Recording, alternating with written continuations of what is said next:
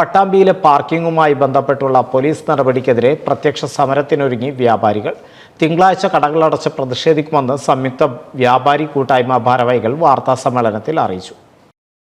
പട്ടാമ്പിയിലെ ഗതാഗതക്കുരുക്കിന്റെ പേരിൽ നഗരത്തിൽ പാർക്ക് ചെയ്ത മുഴുവൻ വാഹനങ്ങൾക്കും പോലീസ് നടത്തുന്ന അന്യായമായ പിഴ ചുമത്തൽ അവസാനിപ്പിക്കണമെന്ന് വ്യാപാരികൾ ആവശ്യപ്പെട്ടു.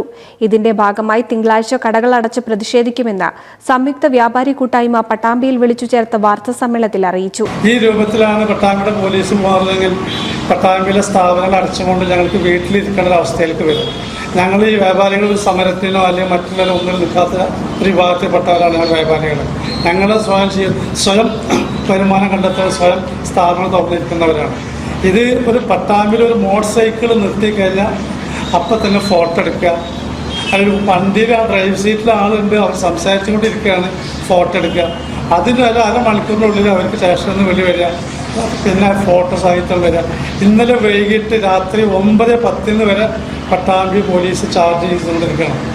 അനാവശ്യമായി പിഴ ചുമത്തുന്നതിനാൽ പലരും നഗരത്തിലേക്ക് എത്തുന്നില്ലെന്നും കച്ചവടമാന്ദ്യം നേരിടുന്നതായും വ്യാപാരികൾ പറഞ്ഞു. അതേസമയം വാഹനങ്ങൾ നോ പാർക്കിംഗ് ഏരിയകളിൽ വെക്കുന്നതിന് മാത്രമാണ് പിഴ ഈടാക്കുന്നതെന്നും കടയിലെത്തുന്നവർക്കുള്ള പാർക്കിംഗ് സൗകര്യം ഒരുക്കേണ്ടത് നഗരസഭയാണെന്നും പോലീസ് അധികൃതരും പറയുന്നു. തിങ്കളാഴ്ച 12 മണിവരെയാണ് സംയുക്ത വ്യാപാരി കൂട്ടായ്മ കടകളടച്ച് പ്രതിഷേധിക്കുന്നത്. NCV news, Thrithala.